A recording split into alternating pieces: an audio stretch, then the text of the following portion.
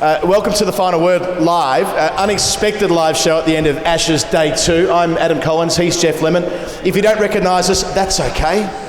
We make a podcast about cricket. We're sponsored by a brewery that works here at the Turf Bar, so we're grateful to have the space tonight.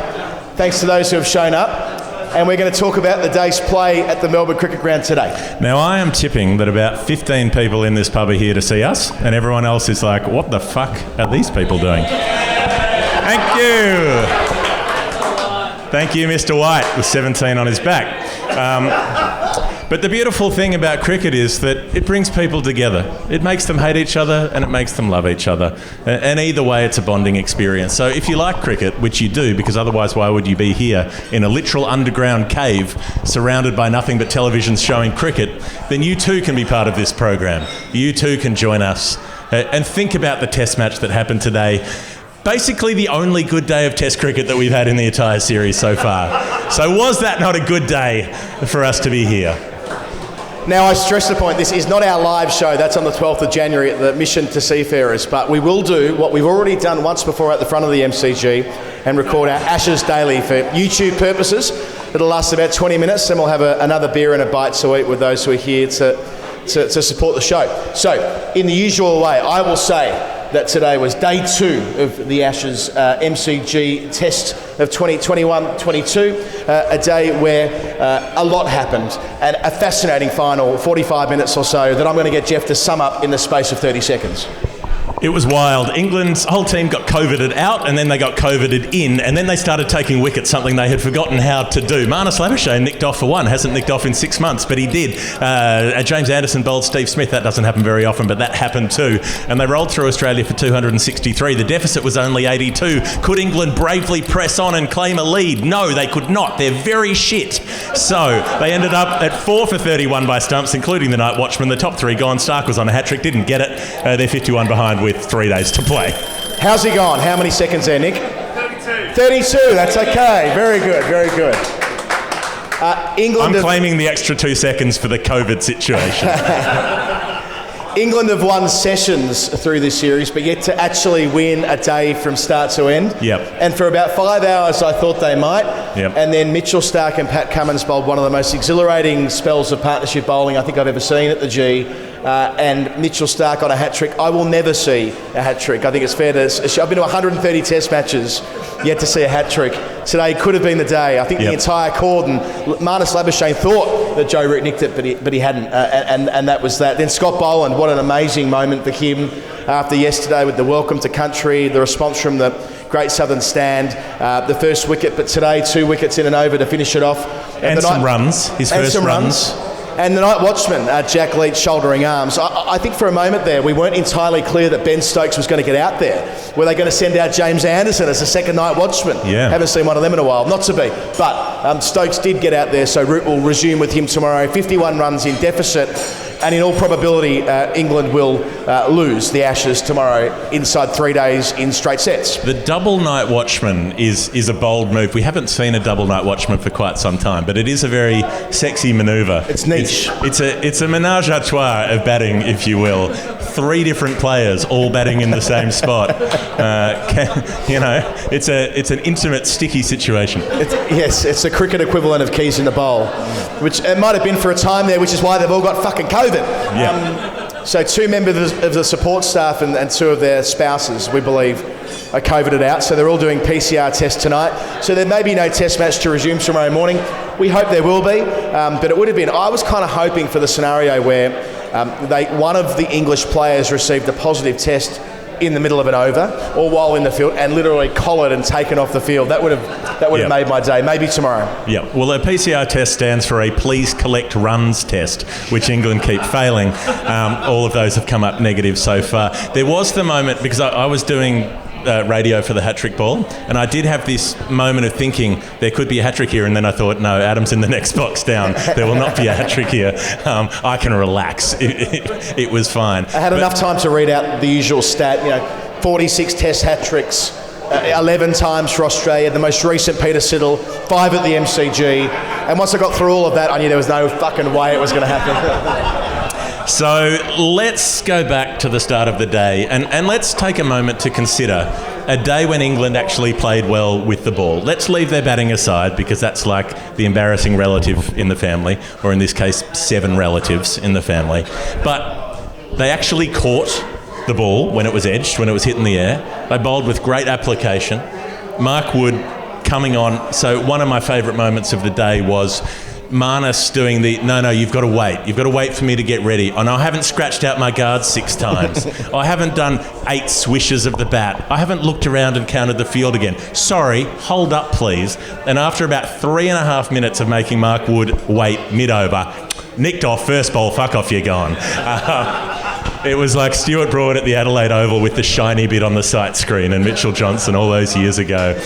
It was a beautiful moment, particularly after Marnus had been gloating about how long it had been since someone had found his outside edge. Well, guess what? They found it again. Yeah, before today he had the second highest batting average for anyone that had played 20 test innings. So he goes back to 4th on that list now, which I thought you would have been following during the week, Geoff. Not quite Andy Gantz home or Curtis Patterson levels, but you know where I'm going. I know you, Glenn, track that closely. But no, Labuschagne out early. Smith gets a good one from Anderson. Anderson's second spell today, 6 overs, 5 maidens, 1 for 1, going through Steve Smith. There was a window. When Travis Head walked out, and then subsequently Cameron Green, there was an opportunity for England to press home the advantage, but they don't trust their spinner. I thought Jack Leach performed admirably today, given how defensively the field was set for him. Cam Green comes out, England are still 15 runs in the lead, and there's 1 catcher aslip, no catchers around the bat, and 3 out on the rope immediately. It said to me that they are just hoping to nurse Leach through this test match, and that's nowhere to be if you see the history of teams that win in Australia. Jadeja here last year with Ashwin, Keshav Maharaj in 2016-17, Graham Swan in 10-11. They've all had wicket-taking options as spinners, and they're neutralising Leach to the point where he can't be a threat. So maybe they were trying to nurse him through the first innings on the basis that he would be more important in the second innings. The only problem is that the second innings will be on day 3. Well, it won't happen the way things are going. They're going to lose by an innings.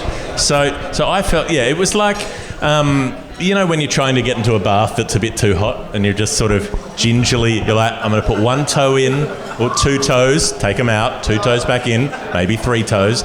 That was Jack Leach bowling today. That was, okay, I'm going to left arm orthodox. I'm going to come around the wicket to the left-handers with 4 on the fence on the leg side. And this was Joe Root's field, not Jack Leach's field. He was like, I'm just going to try to make sure that no one can hit you for a boundary. Singles only, and so they were just milking singles into the leg side. It was far too easy. And then when Jack Leach came over the wicket, he started turning the ball. He can actually bowl. There is a reason that he plays Test cricket. It's just that Chris Silverwood seems to regard him as something that was imposed on him by a court as punishment. And he's like, oh, we have to take Jack Leach on a tour again. Oh, God, I suppose we'll have to play him. Or make sure you don't bowl him until the 53rd over. That's the way to instill confidence in your spinner. Yeah, and for a guy that's played barely any Test cricket at home, it seems odd that they've treated him in this way through the series. But he did get one to really rag to Harris, who danced down the track, and Butler couldn't complete the stumping. It was probably a quarter chance or a third chance, given he was obscured by Harris's sizable arse. But that didn't go to plan. And speaking of Marcus Harris, made 76 today.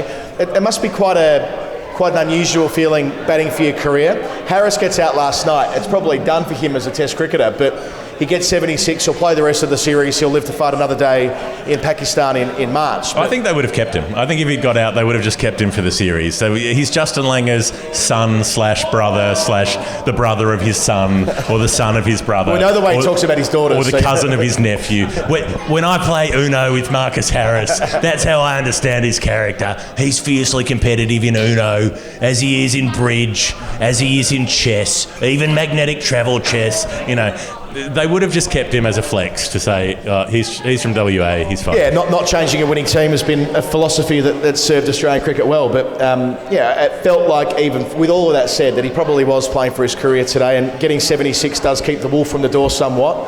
And look, he batted pretty well through the first session, I thought. He had to get through that Anderson spell, which was no mean feat. Mark Wood bowled an average pace of 150 clicks in his first spell today, which Crickviz registered as the quickest English spell ever on record, which goes back to 2006. So that puts Jofra Archer at Lords in 19 into second spot, which gives you some sense of the challenge on a track with plenty of grass on it that had sped up from yesterday as well. And then Anderson was doing as he pleased at the other end. So for Harris to get through that and to enjoy a little bit of luck after getting none of it last week at Adelaide, I mean, fair play to him, I reckon. So James Anderson had a sequence today where he bowled 17 overs and conceded 14 runs. And the best thing about that is you know that he was really pissed off about each of the 14 runs. You know, he was like, oh, a single. Oh, damn you, Cameron Green. I think it was 7 scoring shots in that as well. Yep, each of them infuriating for him. But he did the little cross-seam wobbler that just came in a bit to Smith. And the old Wozzler. The inside, whipped out the old Wozzler and knocked over the off stump. Maybe if he got the old Wozzler out and went on the town in Melbourne, they could COVID themselves out of the series. That might be one way. One way to get out of this. I'm not saying Anderson himself, but someone in the England team needs to get out on the dance floor, maybe here, catch COVID, give it to the whole team, and null and void the series. With dignity intact. Right? If only Wally Hammond were in this team.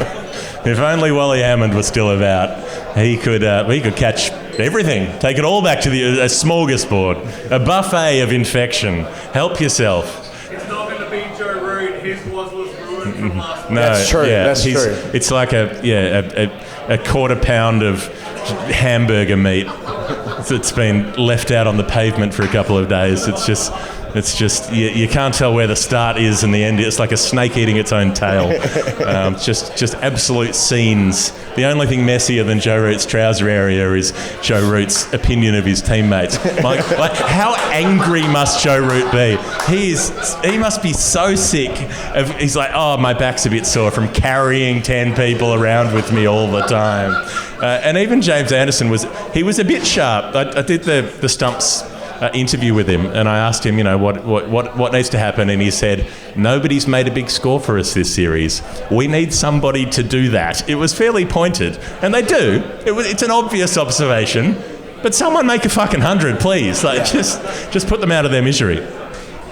The Australian middle order also didn't fire today, and I think that, look, we mentioned it briefly before, but Travis Head's had the luxury of coming in at 3 for lots through the series, but today got out in a fairly Travis Head way. It was reminiscent of the way he was dismissed 12 months ago by India twice on this ground, which led to his dropping at Sydney. After the top edge off the sweep shot, after playing a shot at literally every ball he faced and getting out for 27, it was the perfect Travis Head innings. Yeah. It was every Travis Head innings rolled into one. And then I still maintain his 150 was just 5 Travis Head innings. Yeah, well, it was a pretty spectacular way to do it. And he was exquisite last week at Adelaide, but maybe a reversion to the mean somewhat today. And I thought Alex Carey, for a quite accomplished domestic cricketer, a lot of experience at international level, he looked frazzled at times today as well, for no particular reason. By that stage, they were well and truly in the lead and looking to push it beyond 3 figures. In the end, the only reason they got to an 82 lead is because Mitchell Stark's in great form with the bat, alongside Pat Cummins, who took the long handle at different times and gave themselves that healthy lead and just changed the momentum of the evening session just a little bit before they took the ball, and we've already explained what happened next. Well, I think what happens next bears revisiting, because if you go back to the CricViz data about the most expected wickets, they said those first 5 overs were the most dangerous first 5 overs of any test match they have on record, in terms of the wicket-taking potential of each delivery. And that includes a first over where Mitchell Stark bowled everything about 3 feet outside off stump. So even on average, despite a shithouse first over, the next 4 were so good that you were supposed to get out every ball. And guess who's facing it? Haseeb Hameed and Zach Crawley. Good luck. Yeah, Zach Crawley, Athers made the point on our broadcast today, he's barely batted for 3 months and he's thrown in to open the batting on a grassy track against Pat Cummins, who yesterday bowled the most accurate spell of his career.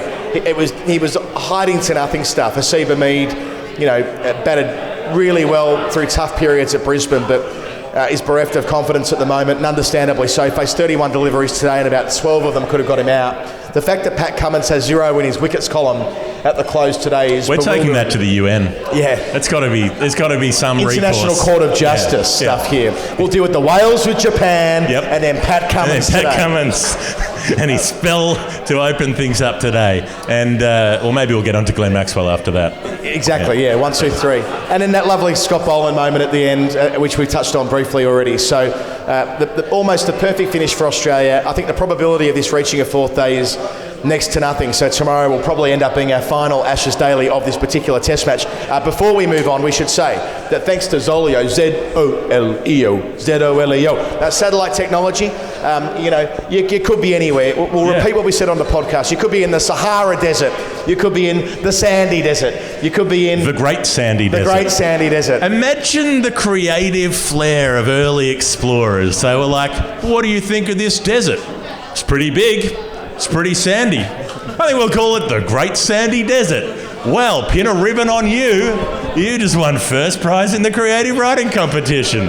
Oh, what are you going to call those mountains? How about the Blue Mountains? They do look a bit blue. You're right.